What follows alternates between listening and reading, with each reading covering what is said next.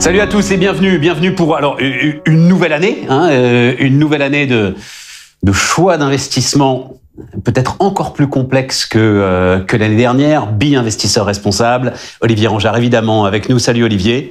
Bonjour Stéphane. Alors rentrons tout de suite dans le vif du sujet. Est-ce qu'on va aller droit au but? Pour toi, c'est l'inflation.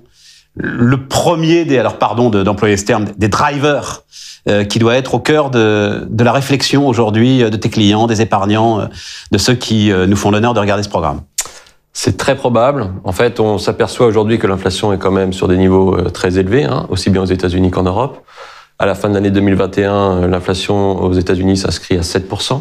En Europe, autour de 4%, donc des niveaux très élevés. Et ça pose deux problématiques. La problématique de court terme, quel peut être l'impact de cette inflation sur la croissance économique et sur ce que peut faire la Banque centrale américaine. Et puis, une problématique également de moyen terme, pour savoir quel est l'impact d'une inflation potentiellement plus élevée sur l'allocation d'actifs, sur la manière dont il faut allouer ces actifs dans ce contexte. Avant de voir comment peuvent réagir les banques centrales, ta vision, Olivier, c'est une bosse, même si là, ça commence à être un sacré dos d'âne, quoi. Voilà. Ouais. Mais c'est ce que j'entends encore beaucoup. C'est encore beaucoup le consensus. C'est lié à l'énergie, c'est lié au goulet d'étranglement, c'est lié à une reprise très très forte. Et dans 6 mois, on n'en parle plus.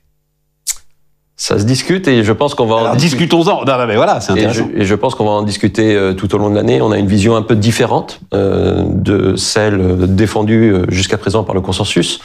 Nous pensons que l'inflation, en fait, est supportée par 4 facteurs aujourd'hui.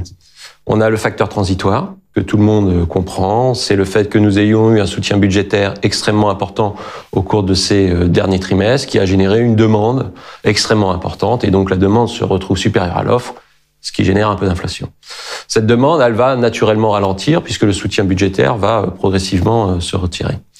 Ensuite, on a la dimension persistante. Et la dimension persistante, c'est ce que l'on observe du côté de l'offre, où on a pu voir au cours de ces derniers trimestres que l'épidémie a désorganisé les chaînes de production mondiales, ce qui a généré des goulots d'étranglement.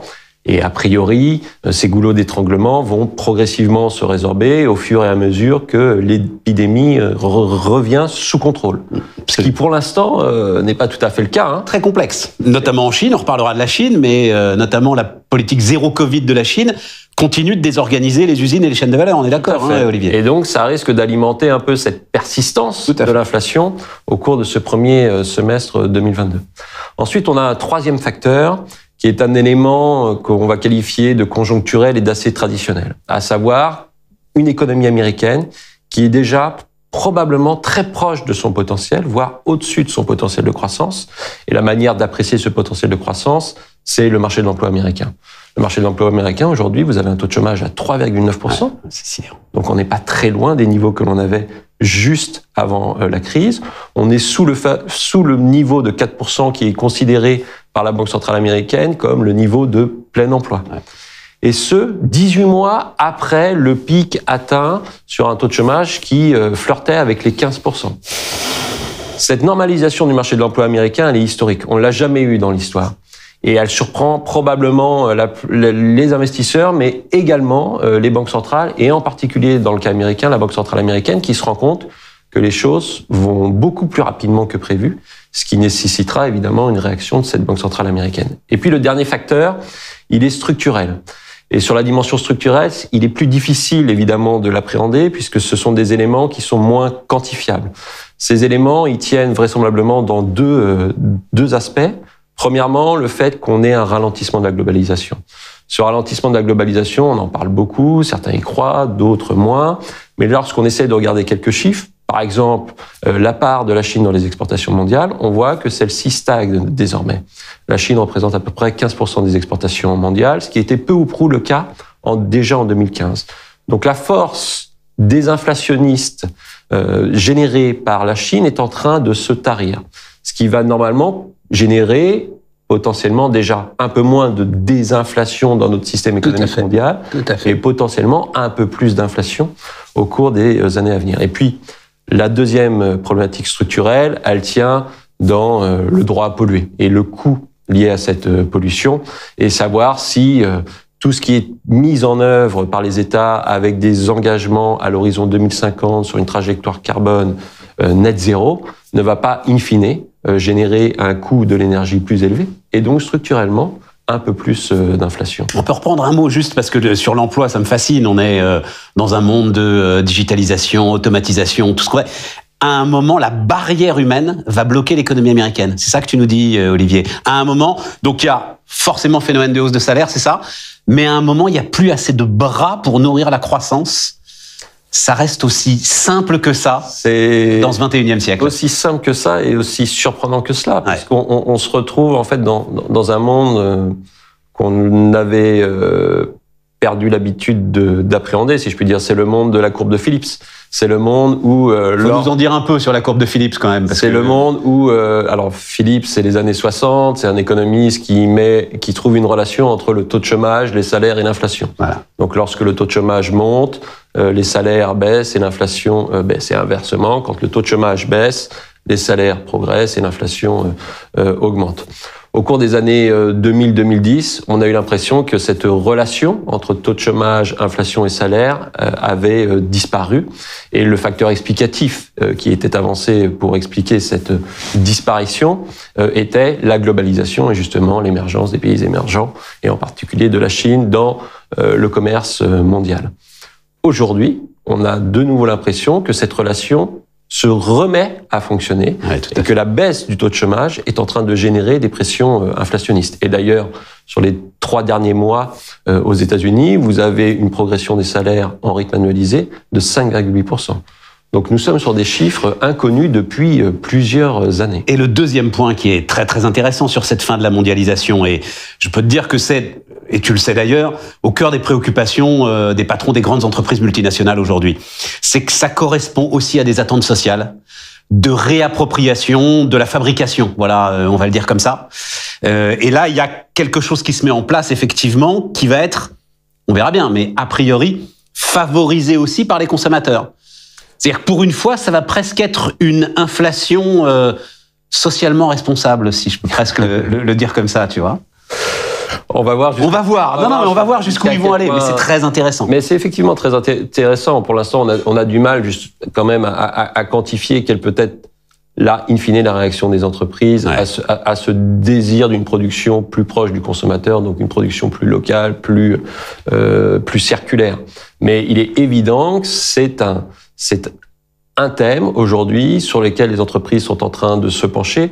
Et elles s'y penchent d'autant plus qu'au cours de ces 18 derniers mois, elles se sont aperçues qu'elles étaient exposées à des ruptures de chaînes de production qui pouvaient avoir des impacts très conséquents sur leur capacité à livrer leurs produits aux consommateurs. Et un besoin de sécuriser leurs actifs. On va en reparler à un moment avec la Chine. Tu as des évolutions politiques qui peuvent être inquiétantes aussi à un moment, et ces grandes entreprises y réfléchissent. Un mot sur l'énergie quand même, parce que donc on a eu là une flambée, là encore historique, jamais vu des prix du gaz. En ce moment, c'est le pétrole qui monte de manière, alors peut-être aussi inexorable vu le désinvestissement d'un côté et la nécessité toujours d'employer du pétrole dans énormément de nos activités énergétiques. Oui, tout à fait, effectivement, et il y a une difficulté ici à apprécier quelle pourrait être la tendance des prix à l'énergie au cours des 24-36 prochains mois. C'est ça. Vous avez deux courants qui s'opposent. Le premier qui considère que le ralentissement de l'économie mondiale va naturellement générer une baisse des prix de l'énergie au cours des prochains trimestres et des prochaines années. Et puis vous avez un autre courant qui considère que la transition écologique qui est en train d'être mise en œuvre avec la nécessité d'utiliser davantage d'énergie renouvelable et moins d'énergie fossile va maintenir en fait une pression sur les prix des énergies fossiles à la hausse, puisque vous allez être exposé à une problématique de désinvestissement. Tout à fait. Et donc une offre qui aura moins la capacité de réagir à une réaccélération de la demande, ce qui naturellement générera des prix à moyen terme plus élevés que ceux qu'on a connus au cours des dernières années, mais surtout moins sensibles au cycle. Traditionnellement, toute accélération de l'économie mondiale générait une hausse des prix des matières premières, et inversement, au cours des prochaines années, cette relation pourrait progressivement se distendre et donc on pourrait avoir en tendance des prix à l'énergie plus élevés. C'est passionnant, hein. On retrouve la tradition classique du côté de la courbe de Phillips, mais on va avoir un immense point d'interrogation sur le prix du baril. Et le prix du baril, c'est encore aujourd'hui, qu'on le veuille ou non, l'un des drivers de l'économie mondiale. Un mot, avant de voir justement comment, en termes d'investissement, il faut arbitrer tout ça, parce que un mot quand même autour de la Chine. Donc là, peut-être 4% de croissance, enfin bon, là, c'est toujours assez compliqué, mais en tout cas, un ralentissement fort, marqué. Un pays qui n'arrive pas à aller vers ce qu'il avait promis à sa propre population, c'est-à-dire une sorte de croissance intérieure qui prendrait le pas d'une croissance par les exportations. Est-ce que toi, tu es préoccupé par ce qui se passe en Chine et par l'évolution de l'économie chinoise ? La Chine est toujours un point d'attention pour nous, puisque la Chine est confrontée à une problématique de gestion de sa bulle de crédit qui s'est constituée au cours de ces 20 dernières années. Ouais. Vous avez eu la période 2000-2008 où la Chine est arrivée dans le commerce mondial, s'est massivement développée via les investissements. Et dans ce développement, évidemment, vous avez une croissance du crédit assez forte. Elle a été prolongée, si je puis dire, avec la crise de 2008, où vous avez une réaction extrêmement forte des autorités politiques et monétaires chinoises qui ont massivement relancé l'économie chinoise et qui ont participé d'ailleurs à la reprise de l'économie mondiale, ce qui avait été salué dans le cadre du G20. Tout à fait. Cette relance, elle s'est faite à un coût assez important, à savoir une progression très forte des taux d'endettement, aussi bien public que privé. Si on s'intéresse à l'endettement privé, aujourd'hui, la dette des entreprises chinoises en pourcentage du PIB chinois est autour de 160%. Ce qui était un niveau très important si vous le rapprochez des métriques que nous avons dans les pays occidentaux, où nous sommes aux États-Unis sur une dette des entreprises américaines autour, par exemple, de 55% du PIB. Ah oui, c'est spectaculaire. Donc 3 fois plus d'endettement en Chine. Donc nous savons que sur la décennie à venir, la Chine va être confrontée à la gestion de ce désendettement. Et cette gestion de ce désendettement provoquera probablement des crises intempestives. Ils vont être obligés de sacrifier un certain nombre d'acteurs à un moment ou à un autre. C'est ça que tu veux dire? Ils vont être obligés de sacrifier un certain nombre d'acteurs à un moment ou à un autre. Ce qu'on voit avec Evergrande en ce moment n'est que le début d'une sans doute longue série. Oui. Voilà. Et c'est ce qu'on voit avec le marché de l'immobilier chinois, avec effectivement Evergrande. Et on aura d'autres cas au cours des années à venir de crises circonscrites du crédit chinois, d'entreprises chinoises qui seront en difficulté et qui n'auront pas la capacité de rembourser. Donc ça, c'est quelque chose qu'on appréhende à peu près. Ce que l'on appréhende moins, ce sont 2 éléments. Le premier, c'est de savoir si cette crise du crédit chinois peut, in fine, dégénérer en grande récession chinoise et, in fine, pourquoi pas, en récession mondiale. De ce côté-là, pour l'instant, on va se qualifier comme raisonnablement optimiste, puisque nous considérons d'abord que la Banque centrale chinoise dispose de marge de manœuvre sur le plan monétaire, et elle est d'ailleurs en train de baisser de manière parcimonieuse, si je puis dire, ses taux d'intérêt pour soutenir l'économie chinoise. Et puis vous avez encore le levier de la dette publique, qui peut être utilisé puisque la dette publique chinoise est en dessous des standards constatés dans les pays occidentaux aujourd'hui. Et puis le deuxième, donc c'est la raison pour laquelle on ne pense pas que ça peut pas de crise systémique. Pas de crise systémique. Et puis la deuxième dimension, c'est la dimension politique qui est ici extrêmement difficile à appréhender. On a pu voir à partir de 2018 une opposition très forte avec les États-Unis dans le cadre des règles, de la définition des règles du jeu du commerce international. Puis, en 2019, la mise en œuvre de mesures de régulation du secteur immobilier chinois, qui d'ailleurs est en train de produire ses effets sur ce secteur immobilier qui entre en difficulté. En 2021, nous avons eu des décisions très fortes sur le secteur de la technologie chinois. Donc vous avez un mouvement de re-régulation de l'économie chinoise, qui est assez important et qui expose un certain nombre d'entreprises à ce risque de régulation. Et on a pu voir l'année dernière, par exemple, le secteur technologique chinois, très spectaculaire, être massivement sous pression. Donc, et puis du jour au lendemain, quoi. C'est ça qui est très spectaculaire. Du jour au lendemain, Jack Ma disparaît, quoi. Voilà. Ouais. Donc c'est un monde un peu différent du monde dans lequel nous vivons dans les pays occidentaux. Donc c'est un monde qui est plus difficile à appréhender et qui peut évidemment avoir un impact sur le comportement des marchés chinois. Alors, 4-5 minutes. Avec l'ensemble de ces informations, comment est-ce qu'on gère l'allocation d'actifs ? Il y a la dimension de court terme et la dimension de moyen terme. On va commencer par la plus facile, si je puis dire, la dimension de moyen-long terme. Regardons ce qui se passe sur les espérances de rendement des différentes classes d'actifs. Aujourd'hui, si vous regardez la classe d'actifs monétaires en euros, vous êtes à moins 0,4% pour les années à venir.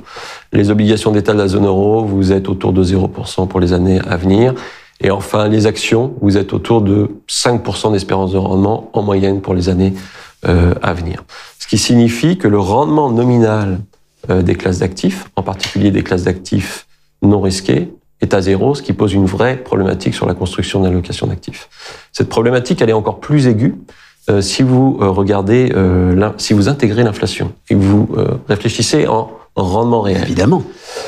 Sur les 30 dernières années... Y compris les actions, tu nous dis, hein y compris les actions.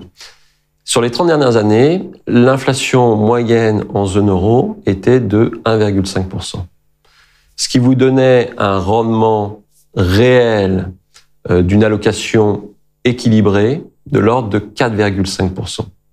Sur les 10 années à venir, le rendement réel d'une allocation équilibrée est de 1,5% après inflation, si vous preniez une cible d'inflation à 1,5%.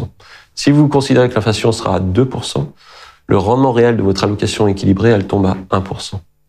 Donc vous avez une grande difficulté à construire l'allocation d'actifs. Et comme toi, vous considérez qu'elle sera peut-être même sans doute au-dessus de 2%, c'est ça, hein, Olivier, que tu nous as on peut ne pas tout à l'heure. Voilà. Scénario. La question devient encore plus cruciale. Donc la question devient encore plus cruciale. Ce qui signifie que lorsque vous construisez votre allocation d'actifs, il faut prendre en compte ces paramètres et il faut évidemment allouer une partie de son allocation d'actifs sur les actions dans une logique de moyen long terme et puis intégrer d'autres classes d'actifs pour essayer d'optimiser votre allocation d'actifs. Donc ça, c'est la problématique de moyen long terme.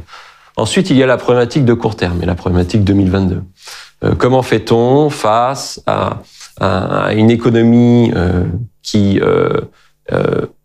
est en train, certes, de ralentir, mais qui reste sur un niveau de croissance élevé, qui continue d'alimenter les tensions inflationnistes, avec en face une banque centrale américaine qui est en train de changer très sérieusement sa politique monétaire et ses perspectives, puisqu'elle nous indique qu'elle souhaite monter ses taux très rapidement au cours des 2 prochaines années, et qu'en plus, ce qui n'était pas du tout dans le viseur des investisseurs en début d'année, qu'elle souhaite réduire son bilan. La conséquence, c'est qu'on va rentrer probablement, et on le voit déjà un peu depuis maintenant 1 mois sur les marchés financiers, on va rentrer dans un monde plus volatile. Plus volatile puisque le durcissement de la Banque centrale américaine va se faire non pas de manière traditionnelle, si je puis dire. On ne va plus réfléchir en fonction du mixte croissance-inflation. On va davantage, et la Banque centrale américaine va davantage réfléchir en particulier en fonction de la variable inflation, puisqu'elle considère que l'inflation devient un problème. Ouais. Si elle considère que l'inflation devient un problème et que cette inflation est susceptible de remettre en cause les perspectives de croissance de l'économie américaine, cela signifie qu'elle va sans doute durcir sa politique monétaire tout au long des 2 prochaines années, en étant moins sensible à ce qui va se passer sur les marchés financiers, et donc moins sensible à un durcissement potentiel des conditions financières. Ça, il va falloir le tester, Olivier. Voilà, c'est ça le truc, parce que, enfin, pardon de le dire comme ça, mais elle a perdu un tout petit peu de crédibilité dans la précédente séquence de secousses quand elle avait justement essayé une première fois de remonter ses taux. Donc il va falloir le tester, sa résistance au mouvement de marché, en fait. Ça va être l'un des éléments d'incertitude, j'imagine. Vous venez de le dire, il va falloir le tester. Donc il va falloir voir si les investisseurs testent la Banque centrale américaine là-dessus. Donc on va sans doute avoir une année plus volatile. Il faut vraiment avoir ça à l'esprit. Ensuite, il ne faut pas perdre de vue, si je puis dire, l'allocation de moyen terme, et cette problématique sur laquelle on a déjà échangé, à savoir que la solution n'est pas d'être 100% en monétaire pour se prémunir d'une volatilité plus importante sur les 4 prochains trimestres, puisque dans ce cas-là, vous subissez une érosion très forte de votre patrimoine. Donc il faut être capable de conserver une allocation d'actifs qui fait encore la part belle aux actions, tout en ayant conscience que nous allons entrer dans un monde qui sera plus volatile, en particulier cette année. Parfait, merci Olivier, merci à vous de nous avoir suivis et à très bientôt pour une autre séquence Bi Investisseur Responsable.